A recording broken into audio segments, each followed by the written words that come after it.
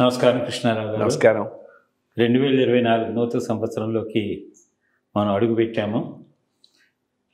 గత కొన్ని ఎపిసోడ్స్లో ఐవీఆర్ టాక్స్ ద్వారా చాలా మంచి విషయాలను మనం చర్చించామని యూట్యూబ్ ఫాలోవర్సు, తర్వాత మన శ్రేయోభిలాషులు అందరూ చెప్పి దీన్ని ఇంకా ముందుకు తీసుకోవడమని చెప్పి అనేక ప్రశంసలు ఇవ్వడం జరిగింది. సో అట్లాగే మనము మన యూట్యూబ్ ఫాలో అయ్యే వాళ్ళకి, మన అభిమానులకి అందరికీను 2024 నూతన సంవత్సర శుభాకాంక్షలు తెలుపుకుంటూ ఈ సంవత్సరంలో అంటే 31 డిసెంబర్కి ఎండ్ అయినటువంటి వారాంతానికి సంబంధించినటువంటి విషయాలను చర్చించుకుందాం. తప్పకుండా. అంతర్జాతీయంగా మనము గత కొద్ది వారాలుగా మనం డిస్కస్ చేసుకున్నట్టు 2023 సంవత్సరం చాలా మిశ్రమ ఫలితాల మీద ప్రపంచ ఆర్థిక వ్యవస్థ కానీ, రాజకీయంగా కానీ, లేకపోతే స్పర్ధలు అంటే రష్యా ఉక్రెయిన్ వారు, లేకపోతే ఇప్పుడు మిగిలిన మిడిల్ ఈస్ట్లో వచ్చిన విభేదాలు కానీ, లేకపోతే భారతదేశం పాకిస్తాన్ మధ్య వచ్చినటువంటి ఈ చిన్న చిన్న వీటి మీదను ఒక విధమైనటువంటి మీమాంస చర్చ జరిగి ప్రపంచంలో మొత్తం అందరూను ఒక విధమైనటువంటి ప్రశాంతతను తీసుకురావడానికి అన్ని దేశాల రాజకీయ నాయకులు దీన్ని ప్రతిష్ఠించారు. సో దాని మీద ఈ 2024లో ఎందుకంటే చాలా ముఖ్యంగా కావాల్సింది ఏంటంటే మనకి అమెరికాలో వడ్డీ రేట్ల పెంపు అనేది చాలా ముఖ్యంగా అందరినీ ప్రభావితం చేసింది. అట్లాగే ఇంటర్నేషనల్ క్రూడ్ ఆయిల్ ప్రైజెస్ కూడా పెరిగి మళ్ళీ తగ్గుముఖం పెట్టడం, ఇదంతా ఈ విధంగా చూస్తుంటే మనకి అసలు అంతర్జాతీయంగా పరిణామాలు ఎట్లా ఉంటాయి అంటే యుద్ధం యొక్క భయోత్పాదకాలు మనకి ఎక్కువ కనిపించకుండా ఉండి, మరి ఇప్పుడు భారతదేశంలో కూడాను ఎలక్షన్స్ రాబోతున్నాయి, అమెరికాలో ముఖ్యంగా అధ్యక్షుడి ఎన్నికలు ఉంటున్నాయి. సో వీటి ప్రభావం 2024లో ఏ విధంగా ఉంటుంది అనుకునేది క్లుప్తంగా ఒకసారి చర్చించాం. అందరికీ ఆంగ్ల నూతన సంవత్సర శుభాకాంక్షలు. ఐవీఆర్ టాక్స్ కింద ప్రతివారం అంతర్జాతీయ, జాతీయ, లోకల్, స్థానిక అంశాలపైన చర్చిస్తూ లక్ష్మణ్ గారితో చాలా అంశాలపైన నా వ్యూ పాయింట్స్ను పంచుకుంటూ ఉన్నాను. లక్ష్మణ్ గారు మెన్షన్ చేసినట్టు 2024 అంతర్జాతీయంగా ఎట్లా ఉండబోతున్నది, ఏ రకమైనటువంటి ఫోర్సెస్ వర్క్ చేయొచ్చు, ఫోర్సెస్ వలన యుద్ధం పెరిగే అవకాశం ఉందా, శాంతి వాతావరణం నెలకొంటుందా, జియో పొలిటికల్ ఈ భౌగోళికమైనటువంటి రాజకీయ ప్రస్థానం ఏ రకంగా ఉండబోతుంది, ఈ అంశాల గురించి బ్రాడ్గా ఒక వ్యూ తీసుకుందాం. 23, 24 ఏదైనా కానీ ఏ సంవత్సరంలో ఇది కూడా అప్పటికప్పుడు స్టార్ట్ అయ్యేటటువంటి సమస్య ఉండదు, పరిష్కారం ఉండదు, కంటిన్యూస్ ఫ్లో. 23, 24లోకి ఫ్లో అయిపోయింది. 23లో 2 మేజర్ కాన్ఫ్లిక్ట్స్ను మనం చూసాం. ఒకటి యుక్రెయిన్ యుద్ధం, రెండోది పాలస్తీనాలో ఇజ్రాయెల్ హమాస్ మధ్య జరిగినటువంటి యుద్ధం. ముందు యుక్రెయిన్ యుద్ధానికి వద్దాం. అసలు అది అవసరమా? రియల్గా అవాయిడబుల్ వార్ అంటూ ఏదైనా ఉందంటే అది యుక్రెయిన్ యుద్ధం. ఎందుకనంటే వెస్టర్న్ కంట్రీస్, ప్రధానంగా అమెరికా చెప్పిన మాటలు తప్పింది. ఎప్పుడైతే రష్యా డిసింటెగ్రేట్ అయ్యి గోర్బచోవ్ టైంలో రష్యన్ స్ఫీర్ ఆఫ్ ఇన్ఫ్లుయెన్స్లో ఉన్నటువంటి చాలా దేశాలు స్వతంత్రం అయిపోయినాయో అప్పుడే రష్యా ఒక పెద్ద ఇష్యూని లేవదీసింది. మరి నాటో పెట్టింది దేనికి? నాటో అనేటటువంటిది వెస్టర్న్ యూరప్లో యూరప్ దేశాల యొక్క సమూహం, అమెరికాతో పాటు రష్యాను కంటైన్ చేయడానికి, రష్యన్ ఇన్ఫ్లుయెన్స్ను. మరి మా ఇన్ఫ్లుయెన్సే తగ్గిపోయింది, మా ఇన్ఫ్లుయెన్స్లో ఉన్న వాళ్ళందరూ స్వతంత్రం అవుతున్నారు, ఈ నాటో యొక్క అవసరం ఏమున్నది?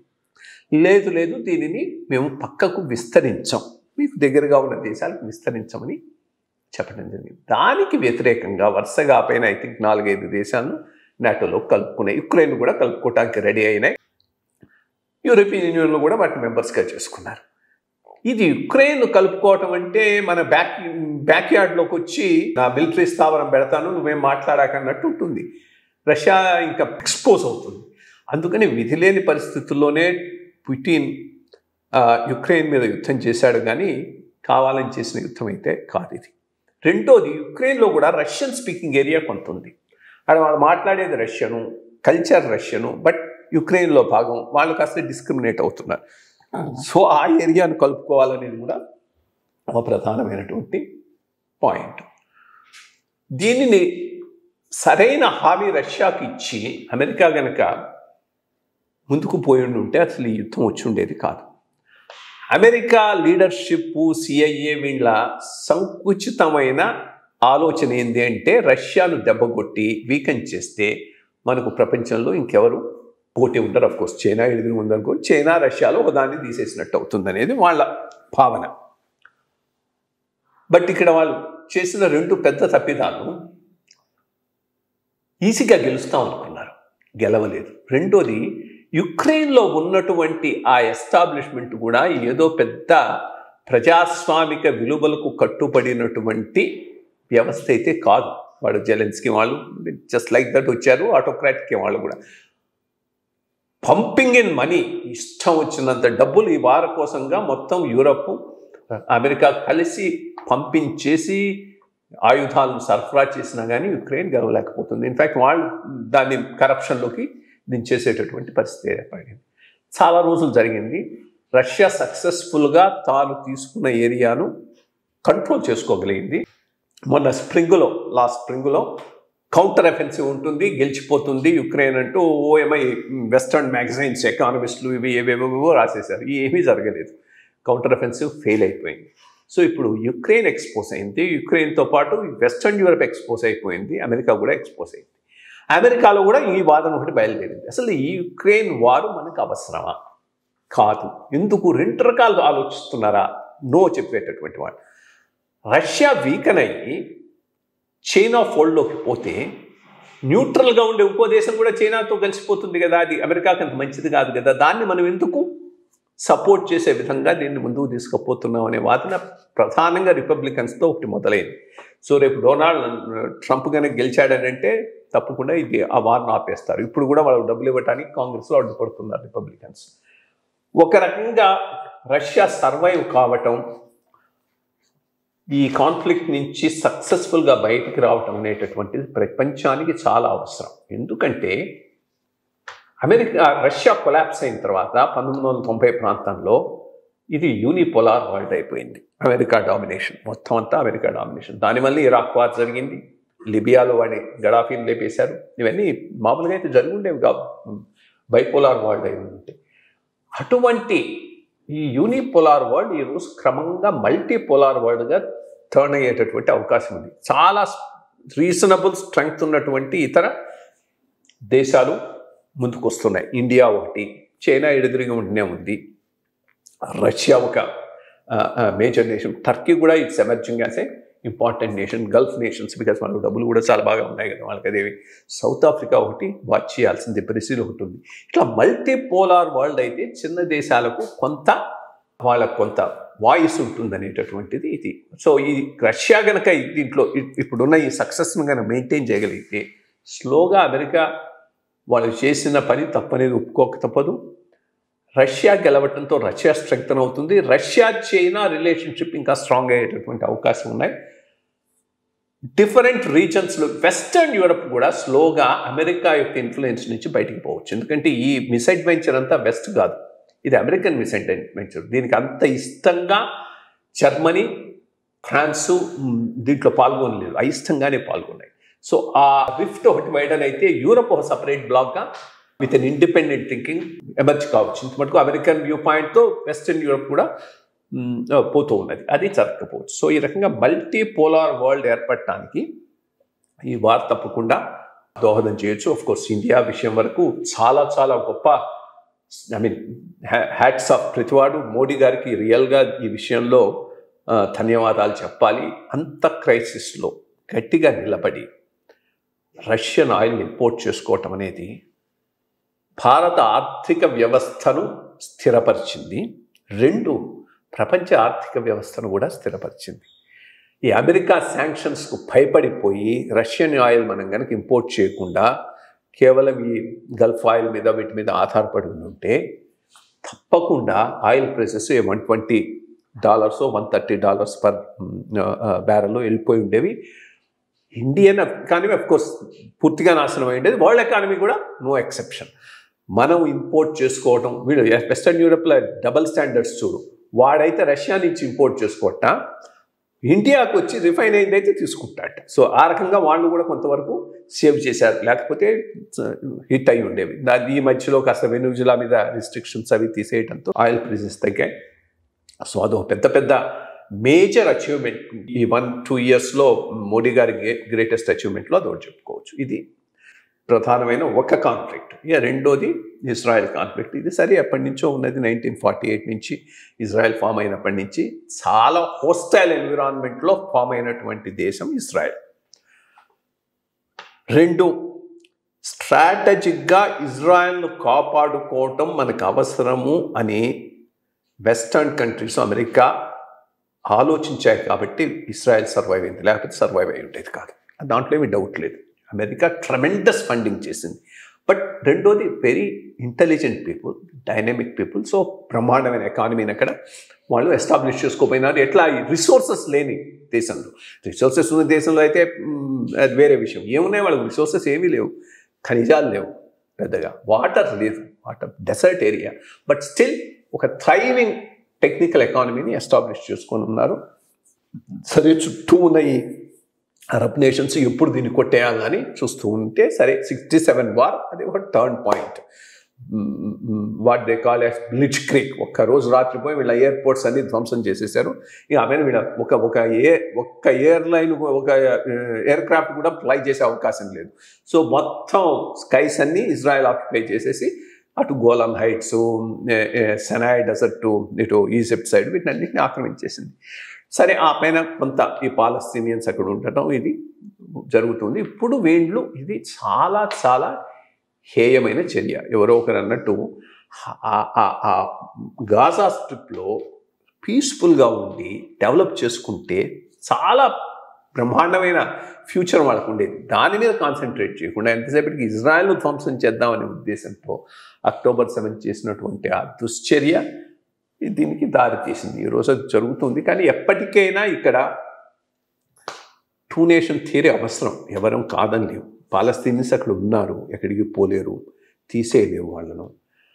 ఒక peaceful solution of co existence Israelis Palestinians మీద మధ్య లేకపోతే మాత్రం ఇది ప్రపంచంలో పర్మనెంట్ ఫ్లాష్ పాయింట్గా ఉండిపోయే అవకాశం ఉన్నది. ఇది చాలా ఇంపార్టెంట్ ఫ్లాష్ పాయింట్గా ఉండిపోతుంది. ఎప్పటికైనా కానీ ప్రపంచ శాంతికి ఇది భంగం కలిగించేదిగా ఉంటుంది. ఇక మూడో ఫ్లాష్ పాయింట్, ఇది చాలా ఇంపార్టెంట్, ఏం జరగలేదు ఈ సంవత్సరం 23లో, బట్ ఊరికే థ్రెట్స్ అయితే ఉన్నాయి.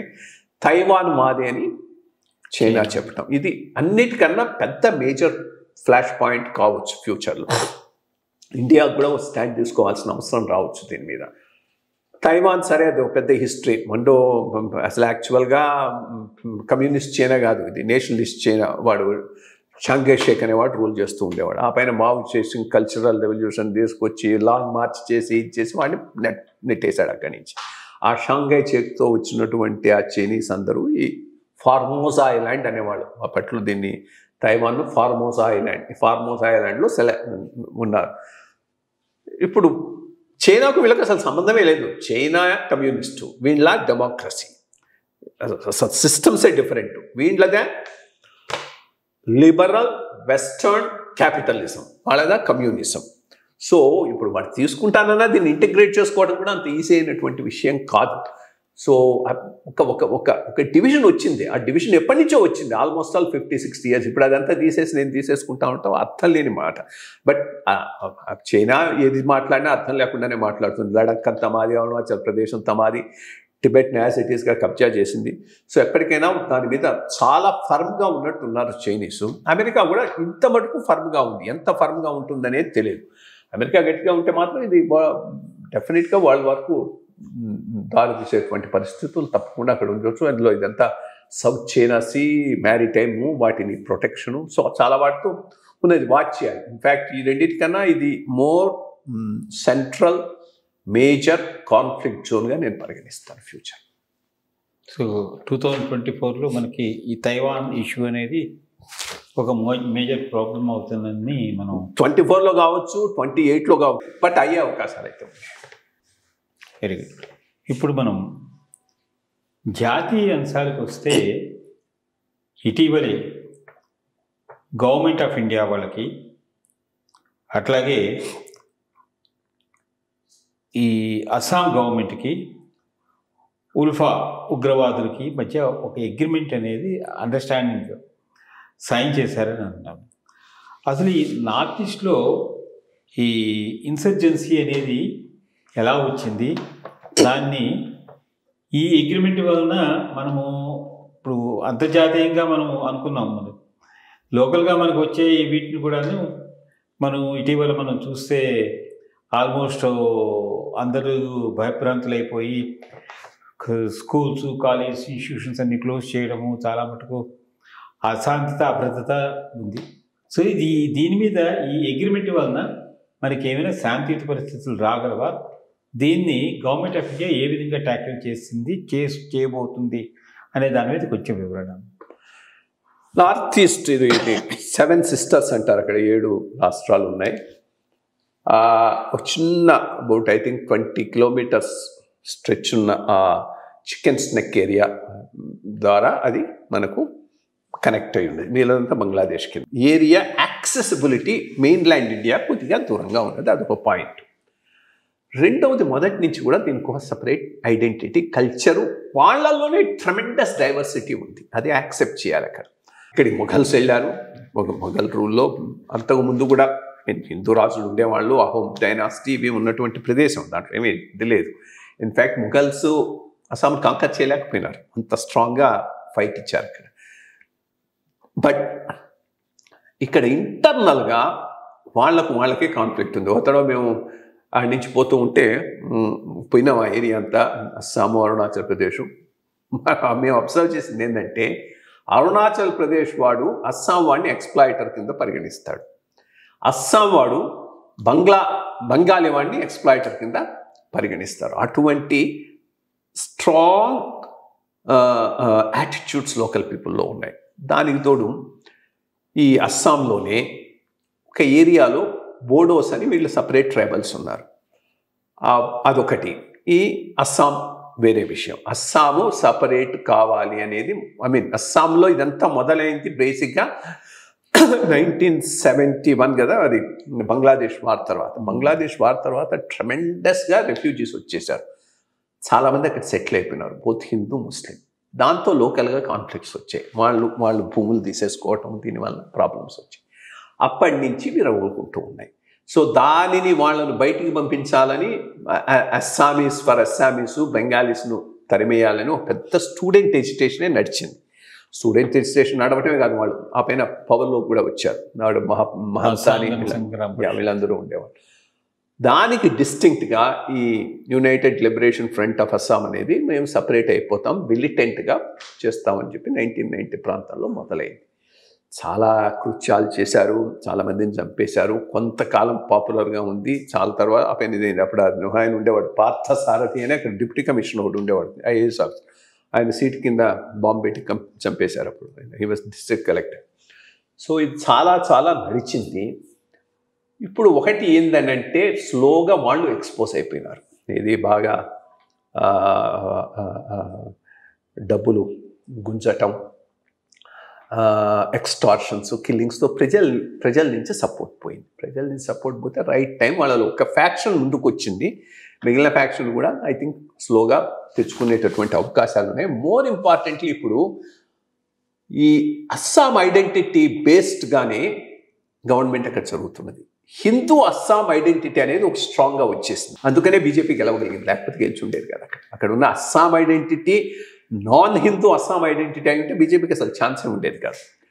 అస్సాం హిందూ ఐడెంటిటీ స్ట్రాంగ్ అయింది కాబట్టి, వాళ్ళే రూల్ చేస్తున్నారు కాబట్టి స్లోగా ఇది పీటర్ అవుట్ కావచ్చు. బట్ బోడో ల్యాండ్ ఒకటి ఉంది, అదొకటి సపరేట్, వాళ్ళ ట్రైబల్స్, ప్లెయిన్ ఏరియాలో ఉండే ట్రైబల్స్, వాళ్ళందరి పేర్లు బ్రహ్మ అని ఉంటుంది చివరి ఎండ్లో వాళ్ళ, అదొకటి ఫ్లాష్ పాయింట్. సరే, ఇంకా మణిపూరు, నాగాల్యాండు, మిజోరాము, వీటన్నిటిలో కూడా యూ హ్యావ్, అంటే అక్కడ ఇంకో ప్రాబ్లం కూడా రిలీజియన్ ప్రాబ్లం, అంతా ఏరియాస్ అని క్రిస్టియానిటీ ఉంది. హిందూయిజం ఎప్పుడు పోలేదు అక్కడికి, పోకముందే డైరెక్ట్లీ ఫ్రమ్ ప్యాగనిజం టు క్రిస్టియానిటీకి వెళ్ళిపోయినారు అక్కడ. సో అదొకటి సమస్య. ఇన్ఫ్యాక్ట్ అప్పట్లో కొత్తల్లోనే సర్దార్ వల్లభాయ్ పటేల్ గారు ఆ లెటర్లో నెహ్రూ గారిని వార్న్ చేశాడు, ఇది చాలా సెన్సిటివ్ ఏరియా, అసలు ఇది మనలో పార్ట్ కావటమే ఓ సర్ప్రైజ్, దీన్ని జాగ్రత్తగా మనం హ్యాండిల్ చేయకపోతే ప్రాబ్లం అవుతాయని. లాంగ్ రన్లో not just Assam problem, north east problem, ఒకటి మనం ఎప్పటికైనా ఇది ఒకటి స్ట్రాంగ్గా యాక్సెప్ట్ చేయాలి. ఇండియా అనేది కల్చరల్ సపరేట్ ఐడెంటిటీస్ ఉన్న చాలా సమూహాల సముదాయం. So federal structure lot of freedom locally ఇస్తూ మనం పోకపోతే ఈ కాన్ఫ్లిక్ట్స్ మళ్ళా వస్తూనే ఉంటాయి. మనకి ఇక్కడ రాలేదా, తెలంగాణ ఆంధ్ర అయింది ఒకటే లాంగ్వేజ్, అయినా కానీ ఎంత ఇది నడిచింది. రాయలసీమ ఆంధ్ర మధ్య ఎంత టెన్షన్ ఉంది, నథింగ్ జరగలేదు బట్ లకిలీ. బట్ దీన్ని బట్టి అది మనం సబ్ రీజనల్ ఆస్పిరేషన్స్ను ఐడెంటిటీస్ను అకామిడేట్ చేసుకునే విధంగా మనం పరిపాలనలు ముందుకు తీసుకుపోకపోతే ఈ ప్రాబ్లమ్స్ వస్తూనే ఉంటాయి. సరే, ఇప్పుడు స్థానికంగా ఉండే అంశాల్లో జాతీయ అంశాలని ముచ్చటించుకున్నాం. ఇప్పుడు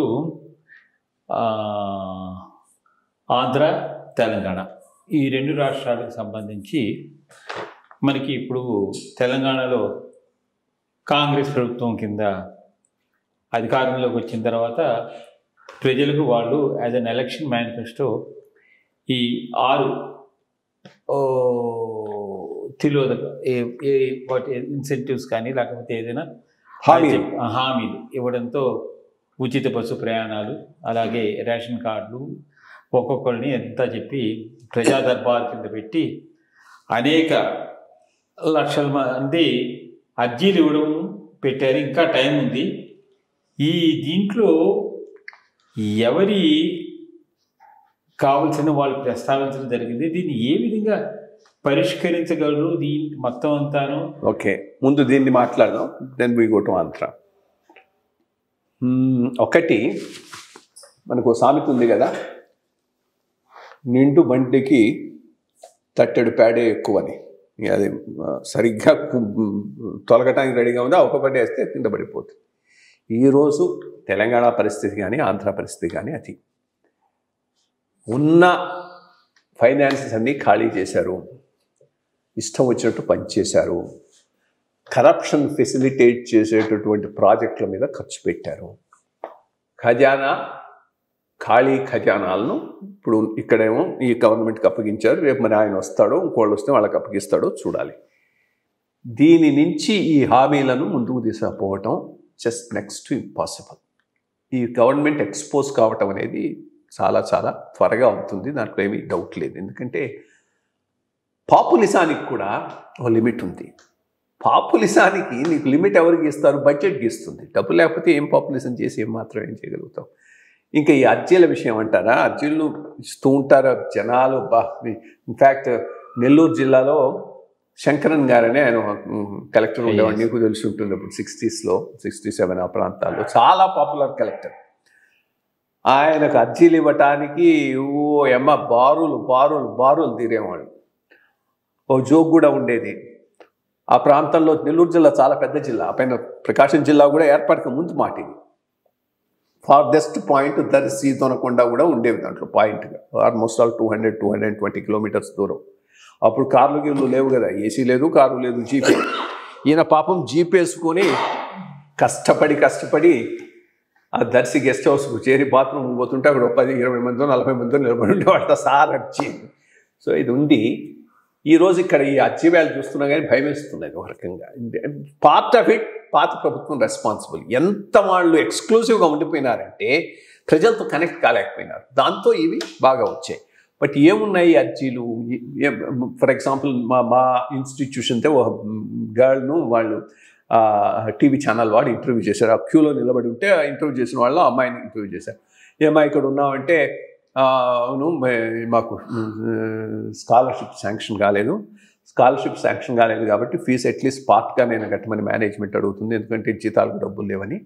అది చెప్పడానికి వచ్చామని. అది తీరుతుందా? నాకు తెలిసి తీరదు. ఎందుకంటే స్కాలర్షిప్లు ఇవ్వాలంటే వీళ్ళకి బడ్జెట్ ఉండాలి, బడ్జెట్ లేదు. అందువల్ల ఈ ప్రాబ్లం ఇయర్ ఆఫ్టర్ ఇయర్ వస్తూ ఉన్నది. సో ఇవన్నీ బుట్టదాఖలు అయ్యేటటువంటి అర్జీలే కానీ వాటికి ఏమి పరిష్కారం ఉన్నటువంటి అర్జీలు ఏమి కాదు. అట్లాగే పెన్షన్ పెంచమని అడుగుతారు. ఇన్ఫ్యాక్ట్ చంద్రబాబు నాయుడు గారి టైంలో దీన్ని సిస్టమేటిక్గా 4 విధాలుగా విభజించారు. అప్పుడు బాగుండేది, దాని రివ్యూ బాగుండేది, అట్లీస్ట్ ఫలితం ఎట్లా ఉన్నా కానీ. ఒకటి వ్యక్తిగత ఆర్థిక రిక్వెస్ట్ అర్జీ, వ్యక్తిగత ఆర్థికం కాని రిక్వెస్ట్, సామాజిక కమ్యూనిటీ పరంగా ఫైనాన్షియల్ రిక్వెస్ట్, సామాజికంగా కమ్యూనిటీ పరంగా నాన్ ఫైనాన్షియల్ రిక్వెస్ట్ అని. ఇవి ఎక్కువ అన్నీ కూడా ఇండివిజువల్ ఫైనాన్షియల్ నీడ్సే ఉంటాయి. వ్యక్తిగత ఆర్థికమైన అర్జీలు, వాడు పెన్షన్ పెంచమని వస్తాడు, లేకపోతే నాకు ఇది ఇవ్వమని వస్తాడు, అది ఇవ్వమని వస్తాడు, రేషన్ కార్డు ఇవ్వమని వస్తాడు. ఏది చేయాలన్నా కానీ దానికి బడ్జెట్ కావాలి. సో అందుకని ఈ అర్జీలు తీసుకోవటం కానీ వాటికి డిస్పోజల్ ఉండకపోవచ్చు. ఇవి నాన్ ఫైనాన్షియల్ ఇండివిజువల్ నీడ్స్ను అడ్రస్ చేయొచ్చు కానీ సిస్టమ్ రెస్పాండ్ కాదు. Non financial individual needs mostly land related ఉంటాయి. ల్యాండ్ రిలేటెడ్ అన్నీ ఏవో ఒక కాంప్లికేషన్లు ఉంటాయి. కాంప్లికేషన్లు ఈ రెవెన్యూ వాళ్ళే క్రియేట్ చేస్తారు. అది కాలేదంటాడు, మ్యూటేషన్ కాలేదంటాడు, రిజిస్ట్రేషన్ కాలేదంటాడు, అది అంటాడు, ఇది అంటాడు, తిప్పుతూ ఉంటాడు. With the best of intentions పనిచేసినా కానీ సిస్టమ్ రెస్పాండ్ కావడం చాలా కష్టం. ఇక కమ్యూనిటీ ఫైనాన్షియల్ బరియాల దొడ్డు అడుగుతాడు, అగైన్ నీకు డబ్బులు ఉంటే కానీ ఇవ్వలేవు గ్రామంలో. నాన్ ఫైనాన్షియల్ కమ్యూనిటీ నీడ్స్ కొంతవరకు అడ్రస్ చేయొచ్చు. కాబట్టి నేను దీనిని హైప్ ఇచ్చి వచ్చినంత వరకు దానిని అడ్రస్ చేయటం బాగానే ఉంటుంది. కావాలని తెచ్చుకొని చేసుకుంటూ ఉంటే పొలిటికల్గా ఇది బ్యాక్లాష్ చాలా దెబ్బ కొడుతుంది. అది వీళ్ళు గమనిస్తున్నట్లేదు ఈ ప్రభుత్వం. అది అంటే అంత లెవెల్లో నువ్వు ఆస్పిరేషన్స్ రైస్ చేస్తే నువ్వు ఫుల్ఫిల్ చేయలేవు, అన్పాపులర్ లీడర్ అయిపోతావు. అది ఐ థింక్ దానికి బేస్ ఏర్పాటు చేసుకుంటున్నారు వీళ్ళు అనవసరంగా. దీనికి ఎక్కువ హైప్ ఇచ్చి ఏదో నార్మల్ రొటీన్లో వచ్చిన అర్జీని నువ్వు పరిష్కరించడం ఒకటి, అర్జీలు తీసుకురా అని నువ్వు పెద్ద మేళా పెడితే దెన్ అది చాలా పొలిటికల్గా దెబ్బతీస్తుంది. సరే, అట్లాగే మన ఆంధ్రప్రదేశ్ విషయానికి వస్తే గత 8 వారాలుగా మనం చూడటంలో లోకేష్ పాదయాత్ర, చంద్రబాబు నాయుడు గారు అరెస్టు, ఆయన విడుదల చేయడము, అట్లాగే ఈయన వరాహయాత్ర ద్వారా పవన్ కళ్యాణ్ గారు వెళ్ళడము, ఇవన్నీ అనేక అంశాలు మనం చూసాం, ప్రభావితమైన అంశాల్లో. కానీ ఈ మధ్య మీరు రీసెంట్గా ట్వీట్ చేసినట్టు చూస్తే తెలుగుదేశం యొక్క వాళ్ళ యొక్క ప్రాధాన్యత, వాళ్ళ బలం ఎక్కువైంది. కాబట్టి చూడబోతుంటే మీరు ట్వీట్ చేసినట్టు పవన్ కళ్యాణ్ గారిని ప్రాధాన్యత తగ్గించి ఆయన ఒక పక్కకి పెట్టేటటువంటి ఒక చిన్న అంశంగా కనబడుతోంది, గోచరం అవుతోంది. అది అందరికీ తెలిసిన విషయమే. దీని మీద మీరు అసలు స్పందించిన తీరు, అది ఏ విధంగా ఉంటుంది, పవన్ కళ్యాణ్ యొక్క ఫ్యూచర్ ఎట్లా ఉంటుంది, జన సైనికులది అనేటువంటిది కొంచెం వివరిస్తే బాగుంటుంది. బేసిక్గా ఇది నేను అనుకోలేదు, మామూలుగా థాట్ వచ్చింది, ఒక చిన్న ట్వీట్ పెట్టాను, నెక్స్ట్ డే కల్లా చాలా వైరల్ అయిపోయింది. బేసిక్గా ఐ థింక్ వైఎస్ఆర్సీపీ వాళ్ళు చేస్తుంటారు. అంటే అక్కడ లోకల్ కాన్ఫ్లిక్ట్లో ఏది ఎవరికి అనుకూలంగా వస్తే అది వాడు వైరల్ చేసుకుంటూ ఉంటాడు, దీన్ని వాళ్ళు వైరల్ చేసినట్టున్నారు. బట్ దీనికి కొంత బ్యాక్గ్రౌండ్ ఉంది, ఆ బ్యాక్గ్రౌండ్ లేకుండా పెట్టాను నేను. మామూలుగా జస్ట్ క్వశ్చన్ మార్క్ పెట్టి నా మైండ్లో ఉన్నాం.